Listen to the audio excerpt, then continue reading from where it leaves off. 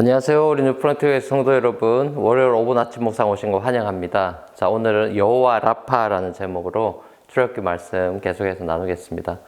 이스라엘은 홍해를 건너면서 평생토록 잊지 못할 기적적인 장관을 봤을 텐데요.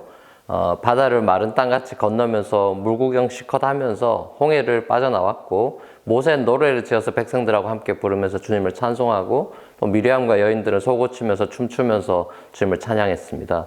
홍해를 건너는 이스라엘이 이제 수르 광야라는 곳으로 들어가게 됐습니다. 3일 걸어서 광야 안으로 들어갔는데 물을 찾지 못했죠.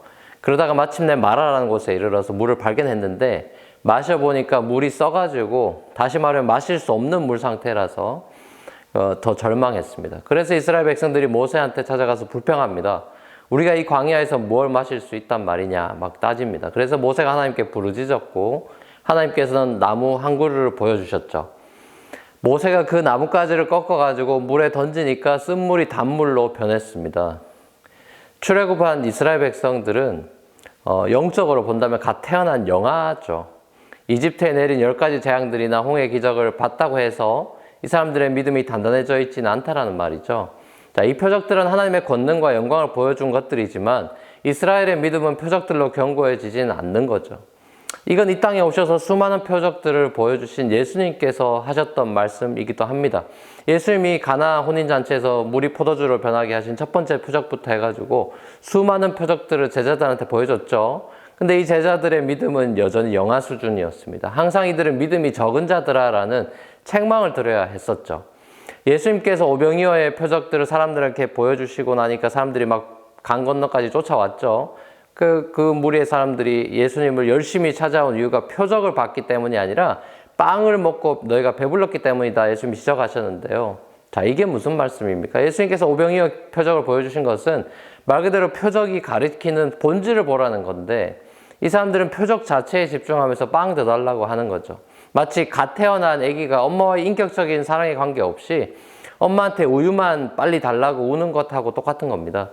출애굽한 이스라엘 백성들이나 예수님의 제자들이나 이런 영적인 갓난쟁이의 아기 상태였던 거죠.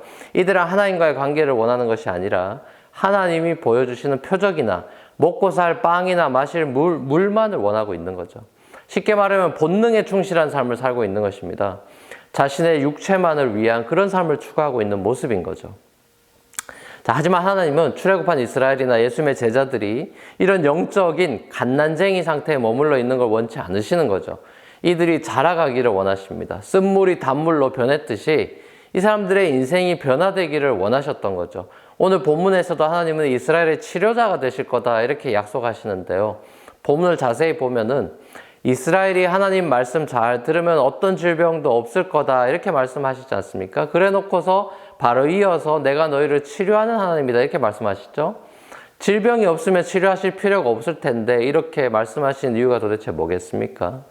하나님의 진료와 치료는 육신의 질병에 관한 것이 아니라는 걸 보여주는 거죠. 영적인 치료를 말씀하는 거죠. 마음의 치료입니다. 하나님은 이스라엘의 마음을 치료하시겠다는 거죠.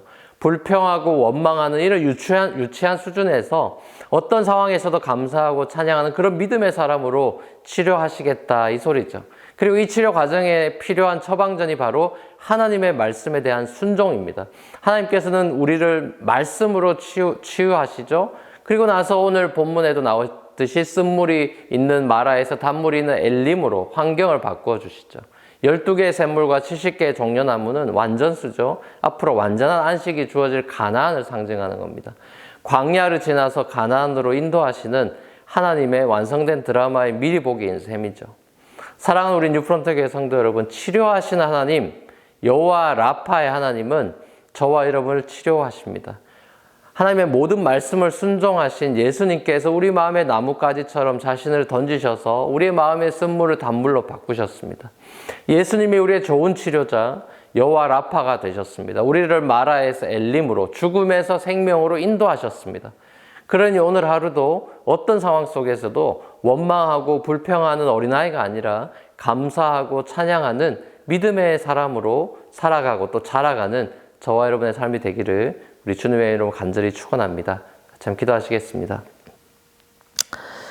사랑과 풍성하신 아버지 하나님, 쓴물 같은 우리의 인생에 찾아오셔서 우리를 단물로 바꾸시고 엘림으로 정말 완전한 안식과 평화의 자리로 인도해 주신 하나님의 신실하심을 우리가 그리스도 안에서 맛보았기에 그 하나님의 은혜를 이 아침에도 찬양하며 높이기를 원합니다. 이제는 영적인 어린아이 수준에서 벗어나서 우리가 말씀 안에서 자라가기 원합니다. 말씀을 가까이 하고 또 순종함으로 하나님을 기쁘시게 하는 그런 자녀가 되기를 원합니다. 우리의 삶을 하나님께서 인도하여 주시옵소서. 감사드리옵고 예수님의 이름으로 기도합니다. 아멘. 자, 감사합니다. 오늘도 평안한 하루 되십시오.